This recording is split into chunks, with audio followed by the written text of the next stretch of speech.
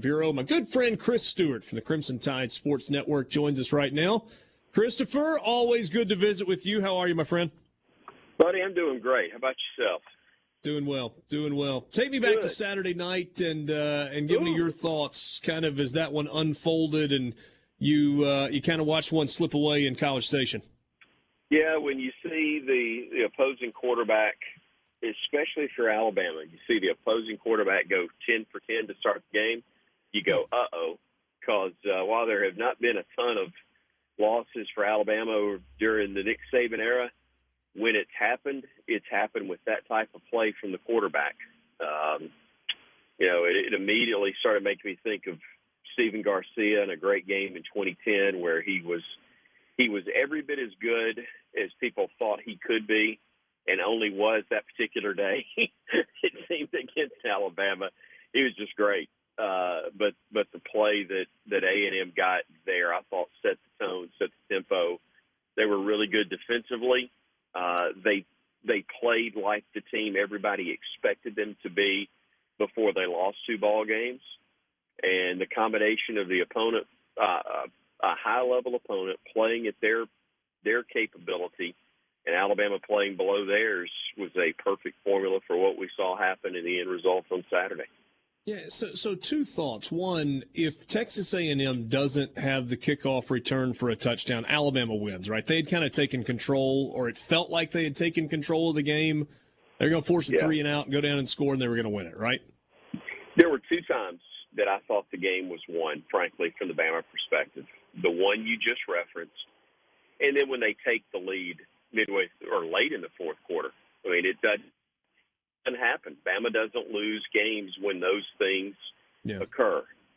Teams hang around. Teams, on certain days can show that they're capable. But Alabama, once they get hold, they rarely let go. But they did on Saturday, and that's to A&M's credit as much as anything.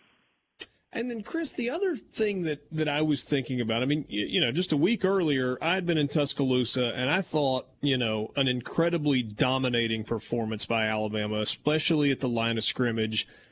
I think we can all look at it and go, Ole Miss probably didn't play its best on that Saturday. They're probably capable of playing better than they did. But regardless of that, I thought Alabama just outmatched offensive line, defensive line. I was really surprised to see them kind of get pushed around at the line of scrimmage after what I had seen just 7 days prior.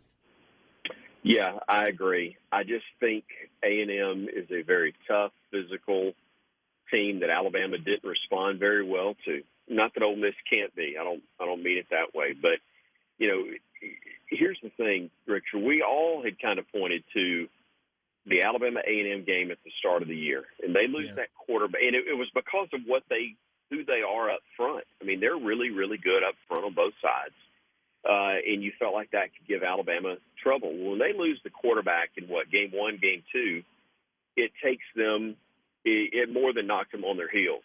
And I think it took them the 2 weeks and being incredibly wounded to be able to step up and play. And that was one thing I had said all week is, they may not be the same team everybody anticipated, but what we did know is that they'd had that Alabama game circled for 6 months or more, and they would be ready to play the Tide. And despite their record, they came out and were ready to play. And if anything, I think they had a higher level of urgency. The pressure was off in terms of the national picture, but the pressure was on in terms of getting up off the deck.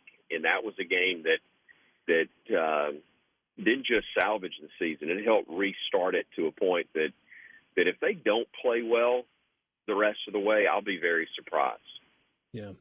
So I went through a little exercise yesterday, and frankly, it didn't take very long because Alabama doesn't lose very often, as you referenced just a second ago. But I pulled up all the losses in the last decade and then looked at the games the following week. And I think there's this idea that you do not want to play Alabama the week after they lose a game. But those results were maybe not as lopsided as I thought they were going to be. A couple of them were postseason games after Iron Bowl losses. A couple of them were non-conference games, so I just kind of tossed that out. But is there anything to this idea of Man, you do not want to play an angry Nick Saban or an angry Nick Saban team after a loss versus, yeah, that may be more conjecture. They better come out and play on Saturday.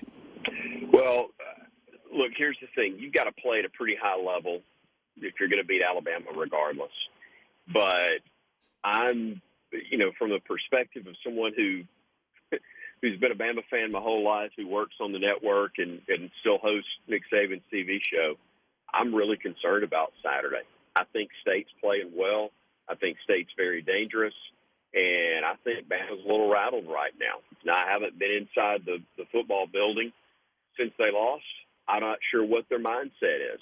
I think they certainly are going to be locked in and focused, but the air of invincibility that some of those guys, especially the young ones who had never been a part of losing, may have felt before is somewhat gone. They're still good. They're still talented, but the thinking that they're unbeatable is now out the window. And how do you respond to that, Richard? That's the biggest question. Do you step back up, take care of business all week long, and get yourself ready to play at the level you feel like you're really capable of? Or does it mess you up to the point that you've got doubt in yourself and you start finger pointing and it's just a different mindset? If they're human all of a sudden, then they're vulnerable. If they're the wounded animal themselves and go out like the hunter instead of the hunted, then I think it can be a different look to them. Chris Stewart, Crimson Tide Sports Network on your radio. You said there are concerns with you when you look at this Mississippi State team. What specifically stands out to you? I think they're really talented on offense, can move the ball, can get you on your heels. I think they have a different type look. And look, you got a coach who in games like this has built a career off of being a guy who can win when people don't think that he can. That's a really good football coach and a really good staff.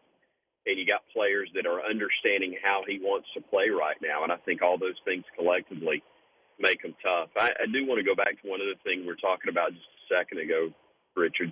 When you were talking about the list of games and for Alabama and losses and what they've done the week after, there's another, as you pulled that, go back and check, and not necessarily right now, but check for me and see if I'm wrong on this one. If I'm not mistaken, since year two, not year one, but since year two under Nick Saban, he has gone into the month of November with a chance to win the national championship every year. November, still in the mix. That's incredible. And I think that can be in jeopardy. I mean, obviously one more loss and you're out of it. But these next couple of weeks will be a challenge. I think Tennessee's in a different spot physically and also mentally, and certainly Mississippi State is a team playing with a lot of confidence. And I think that to me is an unbelievable number. What was it for years that Bobby Bowden's Florida State teams 14, 15 straight years finished in the top five? Right. I think still having a shot at winning it all, especially in this format in this day and age, being able to claim that you were right there in the mix for 14 consecutive years or 13 consecutive years, going on 14, is quite a run as well. But that's on the line in the next 2 weeks. For Alabama. There aren't many numbers that you couldn't cherry pick where you just look at what Nick Saban has accomplished and go, wow, that's just incredible. Hey, I want to ask you a radio nerd thing real quick as we finish up. We've only got about a minute left. So there were some people that took exception to the way Eli handled the field goal, and I thought they kind of cherry picked the audio as opposed to really allowing him to set up the play and you hear the entire thing. Was that just ridiculous? I haven't heard a lot of it, and I'll be honest.